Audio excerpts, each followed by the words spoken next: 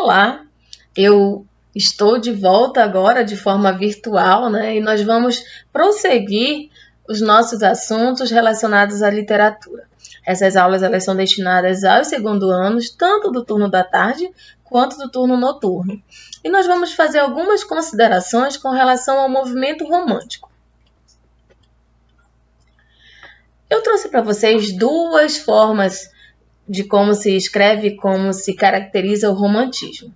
Primeiro vamos ao romantismo com o R minúsculo, que a gente se refere a um comportamento caracterizado pelo sonho, pelo devaneio, por uma atitude emotiva diante das coisas. Como eu sempre falo para vocês, esse romantismo está relacionado à questão do nosso envolvimento emocional com alguém. E quando nós estamos apaixonados, nós tendemos a ficar mais sensíveis e mais flexíveis, né, às emoções. Tanto as emoções que se caracterizam como emoções boas, como emoções que se caracterizam por serem também não tão boas.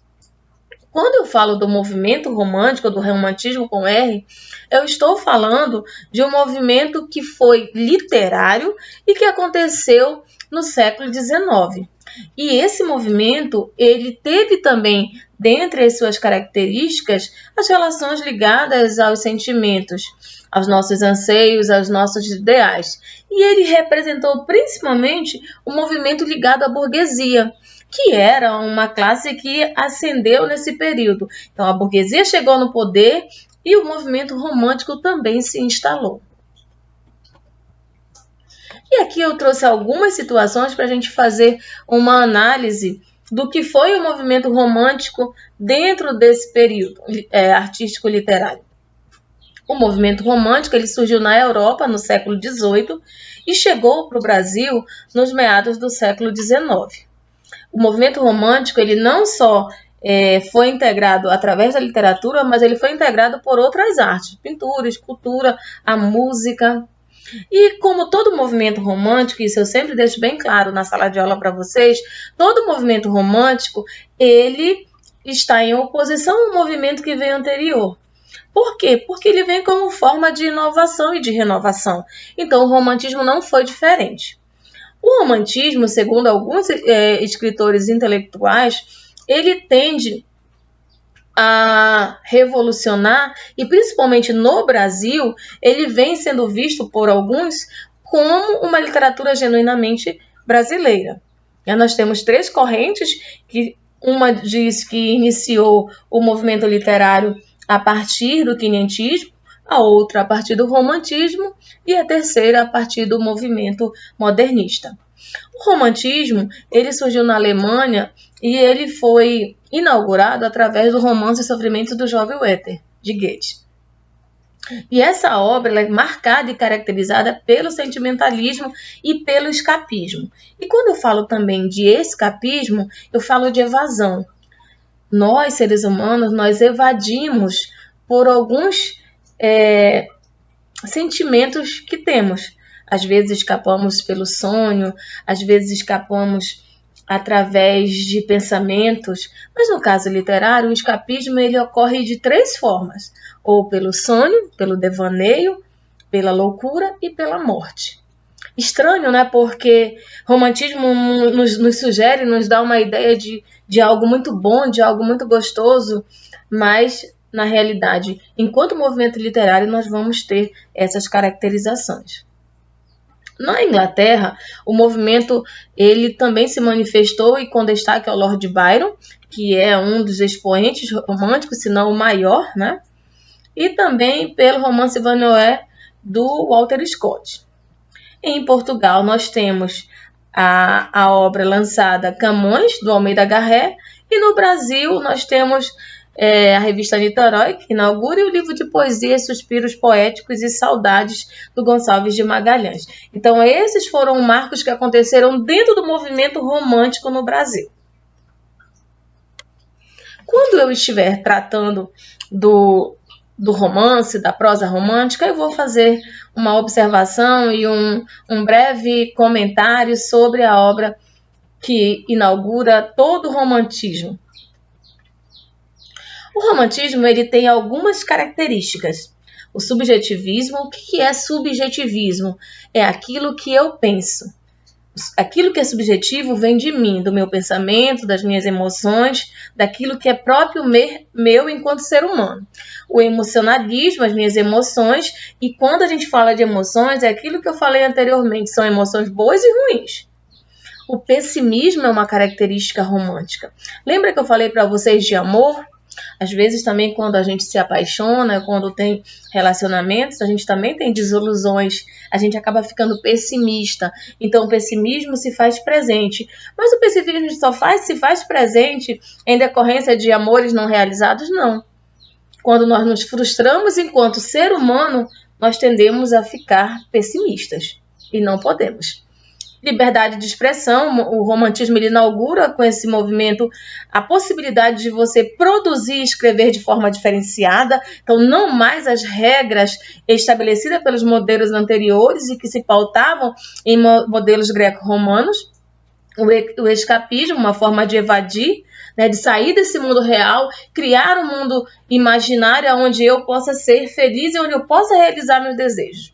A fuga da realidade, que se confunde com o escapismo. O nacionalismo vai estar presente também no romantismo, aquele amor à pátria.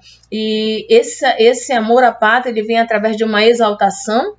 Vem o historicismo, onde há as lembranças, as recordações dos momentos em que determinadas nações elas se engrandeceram. Então tem o período histórico que cada sociedade tem em sua existência.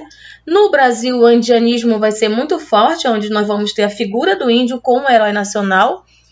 Nós teremos em toda essa organização uma valorização da cultura popular e teremos crítica social. Então, o romantismo ele não se baseia só na questão relação homem e mulher, na relação sentimental, mas em todas as relações que permeiam uma sociedade. E todas essas relações elas estão próximas a nós e podem ocorrer de forma benéfica ou não. Então, o movimento romântico ele inaugura uma nova forma de pensar dentro da literatura mundial, portuguesa e brasileira.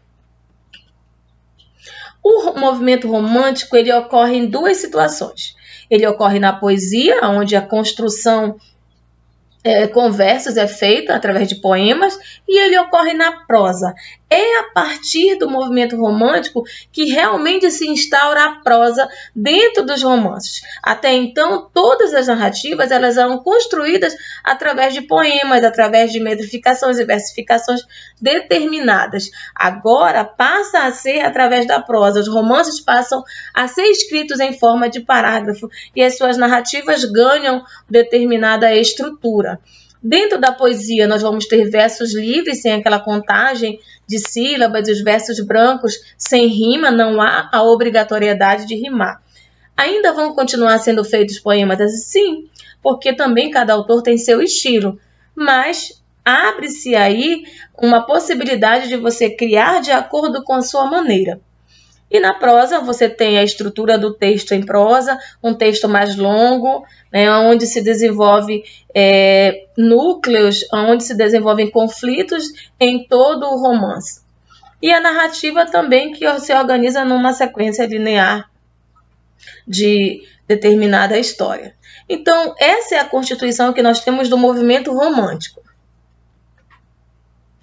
Quando eu estava falando na prosa romântica, quem vai ser privilegiado nesse aspecto é o público feminino, que era podado de todas as suas possibilidades de crescer intelectualmente. Então, as mulheres também passam a ter acesso aos romances. Muitas não sabiam ler, então elas se reuniam em rodas de conversa e aquelas que sabiam, ou até mesmo os homens, faziam leituras para que elas começassem a compreender as obras. E eles eram ainda feitos muitas em folhetins, que eram, na verdade, saíam no jornal mensalmente, eu acredito, né? Porque a época da escrita ainda não era tão desenvolvida, e elas ficavam aguardando capítulo por capítulo sair para elas se deleitarem. E aí, nessa questão da da assimilação dos textos literários, no caso românticos, é aí também que as mulheres criam expectativas acerca de seus pretendentes, né? Então tem todo aí um mistério que envolve a literatura romântica. As origens elas têm através da burguesia, né, que conduz todo esse processo. Que eu falei para vocês há pouco, que o movimento romântico surge com a burguesia. Na verdade, o movimento romântico ele surge dentre revoluções, né? A Revolução Francesa, a Revolução Industrial, a Revolução Gloriosa também. Então, nós temos essas revoluções marcando esse contexto histórico em que elas propiciam ao ser humano a liberdade. Eu particularmente gosto muito do slogan da Revolução Francesa que diz assim, liberdade, igualdade e fraternidade. Então esse slogan ele marca também o movimento romântico.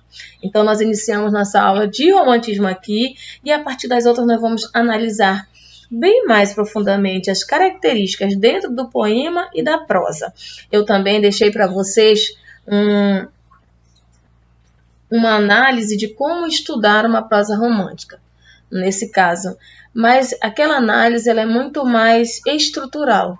O que nós temos que compreender é que a leitura de um texto, a leitura de um romance, de uma narrativa, seja ela precisa ser compreendida no seu todo e no seu contexto, para que nós possamos utilizá-las não somente para as atividades escolares, mas utilizá-las para a vida também.